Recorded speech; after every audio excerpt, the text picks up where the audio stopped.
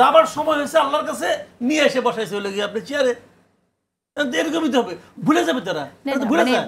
ওনার কাজটা কি? শিক্ষামন্ত্রীর মূল কাজটা জানুয়ারির 1 তারিখে বই দেওয়া, উনি পায় নাই তো, এবং কেন পায় না এটাও বলতে পারে না। এটা নিয়ে তার কোনো অপরাধ বোধ নাই। পুরো একটা জেনারেশন, সারা দেশের লক্ষ লক্ষ স্টুডেন্ট প্রথম দিনের বই পাওয়া যে কি, এটা তো আমাদের মনে আছে ভাই। আমাদের শৈশবে প্রথম দিন বইটা পাওয়ার পরে বই মাথার কাছে নিয়ে ঘুমাইতাম আমরা, নতুন বইয়ের গন্ধ নিয়ে। জুলাই ঘোষণাপত্রের খসড়া চূড়ান্ত করেছে অন্তর্বর্তী সরকার, এটা আমরা জানলাম। মুজিবুর রহমান মঞ্জু, আপনাকে দিয়ে শুরু করি। আপনাদের কাছে ইনপুট নিয়েছে কিনা এই চূড়ান্ত খসড়া চূড়ান্ত করা? আপনাকে মাসুদ কামাল ভাই আছেন এবং দর্শককে শুভেচ্ছা। হ্যাঁ, আমাদের কাছে ডিসেম্বরের শেষে বা ডিসেম্বরের পরবর্তী সময়ে তখন একটা হাইপ উঠেছিল জুলাই মানে ঘোষণাপত্র দেওয়ার জন্য। সেই সময় আমাদের কাছে একটা ড্রাফট পাঠানো হয়েছিল সরকারের পক্ষ থেকে। আমরা সেটা দেখে আমরা কিছু ইনপুট দিয়েছি, কিছু বিষয়ে আমাদের মতামত দিয়েছি, দিয়ে আমরা মনে হয় 1 সপ্তাহের মধ্যে আমরা আবার রিপ্লাই করেছি, রিটার্ন করেছি। এরপরে আর আমাদেরকে এই বিষয়ে কিছু জানানো হয় নাই। আমি যতটুকু শুনেছি যে এটা একজন উপদেষ্টাকে দায়িত্ব দেওয়া হয়েছিল, যে এটা সবার ইনপুটগুলো নিয়ে উনি একটা চূড়ান্ত রূপরেখা দিবেন। তো সে সময়ে সম্ভবত কেউ ইনপুট দিয়েছে, কেউ দেয় নাই, এরকম ঘটনার পরে সেটা আর খুব বেশি ম্যাচিউরড হয় নাই। পরে লেটেস্ট যেটা হয়েছে আপনার আমাদের এখন যে পরিকল্পনা উপদেষ্টা আছেন ওয়াহিদুদ্দিন মাহমুদ স্যার, ওনাকে আবার দায়িত্ব দেওয়া হয়েছে যে আপনি সবগুলো নিয়ে আবার এটা একটু করেন। এখন যেটা আমরা জানতে পেরেছি যে 3টা দলকে ওনারা একটা খসড়া পাঠিয়েছেন, ফাইনালটা মানে আমাদেরটা হয়তো যোগ বিয়োগ করে ওটা পাঠিয়েছেন 3টা দলকে, ওটা আমরাও পেয়েছি কোনো না কোনোভাবে। এখন ওই 3টা দল কি ইনপুট দিয়েছে সেই প্রেক্ষিতে ওনারা হয়তো চূড়ান্ত করে একটা খসড়া ফাইনালি হয়তো দিবেন, অথবা এমনও হতে পারে ওনারা হয়তো স্যাটিসফাইড হলে যে না আমরা সবার মতকে অ্যাকোমোডেট করেছি, সো একটা ডিক্লারেশন ওনারা 5 তারিখ দিবেন। 5 তারিখে মানে মোটামুটি ঘোষণাপত্রটা ডিক্লেয়ার করা হবে, প্রফেসর ইউনূস করবেন, এটাই আমরা এতটুকু জানি আর কি। আপনারা এটা তো ডিসেম্বরের কথা আমরা জানি, এবং তারপর এত দীর্ঘ সময় লাগলো কেন আপনার কি মনে হয়? ওই যে আপনাকে বললাম যে একজন উপদেষ্টার কাছে ছিল, উনি এটা নিয়ে আর বেশি হয়তো সময় দেন নাই, বা এটা নিয়ে খুব বেশি আগ্রহ প্রকাশ করেন নাই, অথবা বলা যায় যে এটা খুব বেশি আর প্রায়োরিটি পায় নাই। এখন যেহেতু 1 বছর হয়েছে, এটা হয়তো এখন তো এটা আলটিমেটামের জায়গায় চলে আসছে, এবং আমাদের তো একটা আসলে প্রত্যাশাও যে একটা গণ অভ্যুত্থান হয়েছে, গণ অভ্যুত্থানের ঘোষণাপত্র আমাদের এত দেরি হলো কেন? আমি মাসুদ কামাল আপনার কাছে শুনতে চাই যে মুজিবুর রহমান মঞ্জু যেমনটি বললেন যে উপদেষ্টার কাছে ছিল, তেমনভাবে হয়তো গুরুত্ব পায়নি, প্রায়োরিটাইজড হয়তো ভাবে হয় নাই, কিন্তু ঘোষণাপত্রের দাবি তো আছে। এখন আমরা পেতে যাচ্ছি 5 তারিখে, আপনি কিভাবে দেখছেন? না, এটা তো হওয়া উচিত, কারণ এত বড় একটা আন্দোলন হয়ে গেল না, এই আন্দোলনের সব কিছুকে আইন মেনে হয়েছে তা তো হয় নাই। কোনো আন্দোলনই কিন্তু আইন মেনে হয় না, এটা সম্ভব না। আইন মানতে গেলে তো আপনি কিছুই করতে পারবেন না। তো এখন আইন তো দেশের সময় একটা ছিল, এবং নিয়মটা হলো আইন যখনই যেটা থাকবে সেটা আপনাকে মানতে হবে। যদি আপনি না মানেন, পরবর্তী সময়ে আপনার বিরুদ্ধে আইনগত ব্যবস্থাও নেওয়া যেতে পারে।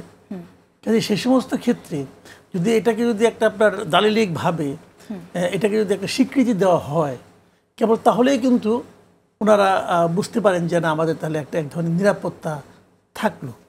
যদিও এই নিরাপত্তা চূড়ান্ত নিরাপত্তা নয়, আমাদের ইতিহাস বলে এগুলি চূড়ান্ত নিরাপত্তা নয়, কিন্তু তারপরেও একটা সাময়িক স্বস্তি তো পাওয়া যায়, সেটাও তো জরুরি। সেটা জরুরি না?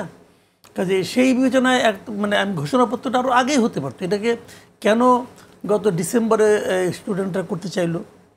তখন তো মানে এনসিপি ছিল না, হাসনাত আবদুল্লাহ ওনারা তো ফেসবুকে স্ট্যাটাস দিয়ে বললো যে নাও অর নেভার, এখন যেতে হবে ওখানে, কিন্তু অনেক কিছু তারা বললো, এবং তখনই তাদের এটা করে দেওয়া উচিত ছিল। আমি মনে করি তাদের দিক থেকে করলেই সেটা সবাই গ্রহণ করতো কি করতো না, একটা ঘোষণা তো আসতো, তবে সেটা সবাই সেটা আলোচনা করে কিছু করতো, হয়তো গভর্নমেন্ট এটা করতো। গভর্নমেন্ট সময় নিয়ে গভর্নমেন্ট বললো আমরা এটা 15 দিনের মধ্যে করবো বলছে, কিন্তু গভর্নমেন্ট সেই 15 দিন যা গড়াইলো 8 মাস। আমাদের গভর্নমেন্ট এভাবেই চলছে, তারা 15 দিনের কাজ 8 মাসে করে। এই গভর্নমেন্টকে আমি যে একটা অথর্ব গভর্নমেন্ট বলি, এটাই কারণে বলি যে জিনিসটা নাকি সবচেয়ে জরুরি যে কাজটা, এটা জরুরি কাজ, কিন্তু এটা খুবই একটা জরুরি কাজ। যে জরুরি কাজটা যেটা তারা নিজেরাই কমিটমেন্ট করলো আমরা 15 দিনের মধ্যে করব, সেটা করতে তারা 8 মাস লাগাইছে। আপনার কি মনে হয় যে কারণটা আসলে কি? এখানে রাজনৈতিক দলগুলোর সদিচ্ছার অভাব নাকি সরকারের? উনি তো বললেন ওনারা তখনই ওনারা দিয়ে দিয়েছেন।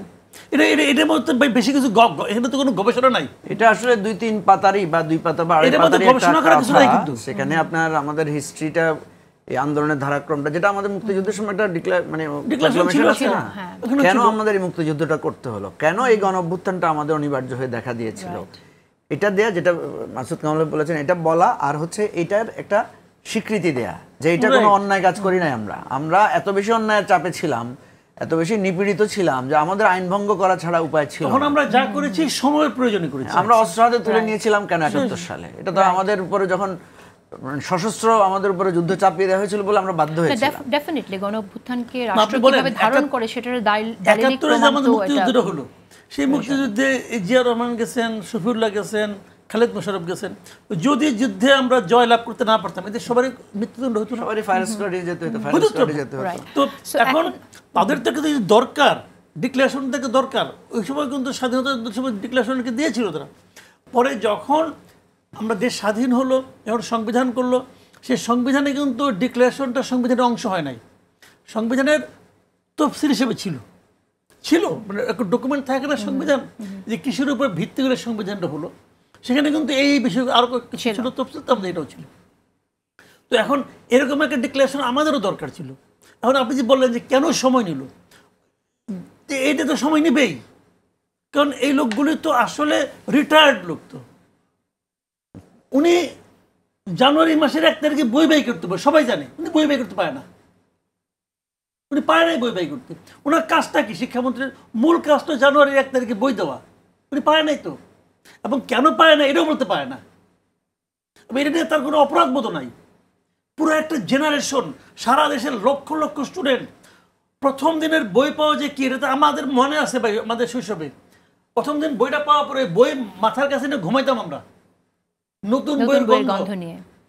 তো উনি তো বইয়ের কথা ভুলে গেছে, বয়স্ক মানুষটার ভাই।